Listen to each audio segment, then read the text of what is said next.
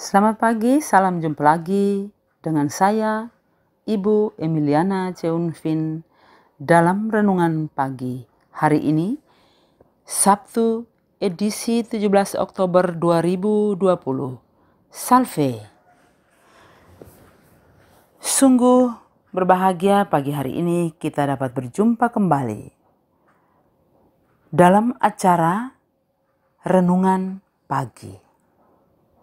Hari ini juga gereja memperingati pesta wajib Santo Ignatius dari Antioquia. Seperti biasa, sebelum kita mendengarkan firman Tuhan, saya mengajak kita sekalian menyiapkan hati untuk mengawali ibadah pagi hari ini dengan berdoa bersama, sambil kita siapkan Injil Lukas pasal 12 ayat 8 sampai dengan 12. Marilah kita berdoa. Dalam nama Bapa dan Putra dan Roh Kudus. Amin. Ya Allah yang Maha Murah dan Maha Kasih, kembali kami datang ke hadapan hadirat-Mu, menaikkan puji dan syukur atas rahmat kasih yang Kau limpahkan dalam hidup kami. Engkau setia menjaga memelihara kami, hingga pagi hari ini kami boleh jumpa lagi dalam renungan pagi ini.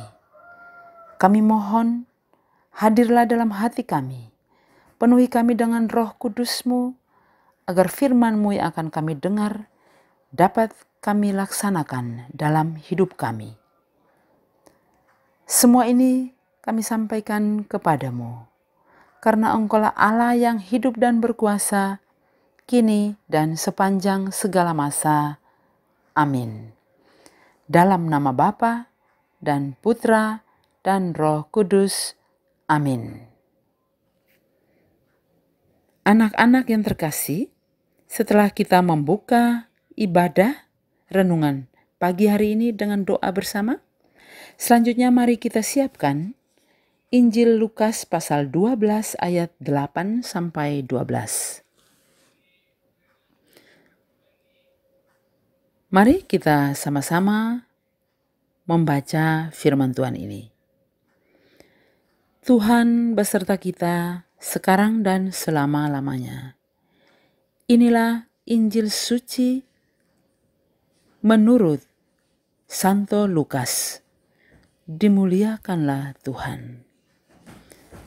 Sekali peristiwa, Yesus bersabda kepada murid-muridnya, "Barang siapa mengakui aku di depan manusia, akan diakui pula oleh Anak Manusia di depan para malaikat Allah. Tetapi barang siapa menyangkal aku di depan manusia, ia akan disangkal pula di depan para malaikat Allah. Setiap orang yang mengatakan sesuatu melawan Anak Manusia, ia akan diampuni. Tetapi barang siapa menghujat Roh Kudus, tidak akan diampuni. Apabila kalian dihadapkan kepada majelis atau pemerintah atau penguasa, janganlah kalian khawatir bagaimana dan apa yang harus kalian katakan untuk membela dirimu. Sebab pada saat itu juga Roh Kudus akan mengajarkan kepadamu apa yang harus kalian katakan." Demikianlah sabda Tuhan. Terpujilah Kristus.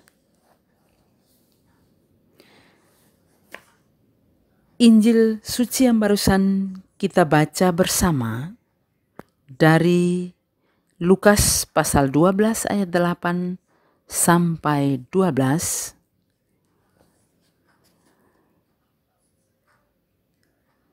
Kita mencoba untuk merefleksikan bacaan suci ini.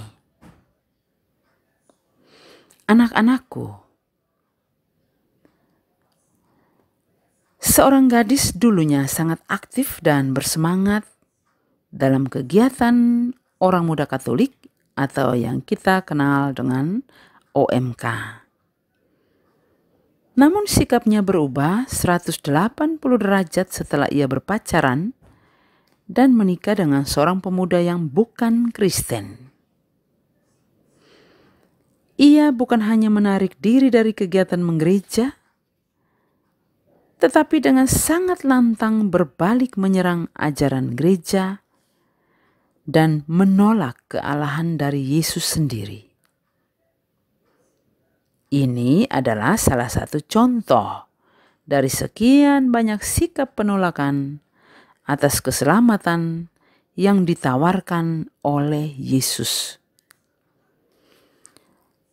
Bukan hanya pada zaman dulu terjadi penolakan terhadap Yesus, tetapi juga saat kita sekarang ini. Tentu kalian tahu ada banyak hal yang melatar belakangi penolakan tersebut. Namun yang jelas, penolakan terhadap Yesus akan membawa konsekuensi tersendiri bagi orang yang telah menolaknya. Tuhan memanggil kita untuk memberikan kesaksian tentang Yesus. Tuhan menghendaki agar semakin banyak orang yang diselamatkan. Yesus sendiri sumber keselamatan. Jika sumber keselamatan itu berasal dari Yesus, maka Dia harus diterima dan diperkenalkan kepada seluruh dunia. Penolakan akan keselamatan yang ditawarkan oleh Yesus dan menganggap itu berasal dari yang jahat merupakan sikap penolakan atas karya Roh Kudus. Seperti yang dikatakan dalam bacaan Injil pagi ini. Barang siapa menghujat Roh Kudus, ia tidak akan diampuni. Perkataan Yesus ini kesannya sangat keras dan kejam. Yesus selalu mewartakan Allah yang berbelas kasih. Ia hadir untuk membawa keselamatan bagi manusia. Rahmat keselamatan yang ditawarkan Allah tentunya membutuhkan tanggapan dari manusia. Dari pihak manusia, diminta keterbukaan hati untuk menerima rahmat itu. Tanpa itu, tidak akan mungkin terjadi keselamatan. Maka jelas sekali, bukan Allah yang pertama-tama menghukum atau menolak manusia, tetapi sikap manusia itu sendiri yang membuatnya tidak selamat. Penolakan terhadap rahmat Allah akan berdampak tidak hadirnya keselamatan dalam diri seseorang. Bagi orang Kristen, tidak mudah untuk mewartakan keselamatan ini. Ada banyak tantangan dan sering orang takut untuk menunjukkan imannya kepada orang lain. Untuk membuat tanda salib saja di tempat umum, terkadang tidak percaya diri. Penyebabnya karena kurang yakin akan kehadiran Tuhan di tengah kita. Kita sering lupa bahwa Roh Kudus menyertai hidup orang beriman. Yesus mengatakan, Roh Kudus akan mengajar kamu apa yang harus kamu katakan. Anak-anak yang kukasihi, demikian refleksi singkat sebagai bahan renungan bagi kita dalam merenung dan menghayati firman Tuhan pagi ini. Selanjutnya, 2 pertanyaan refleksi untuk kita agar kita dapat semakin menghayati firman Tuhan. Pertanyaan yang pertama, kesaksian apa yang kulakukan untuk mewartakan Kristus di dalam hidupku?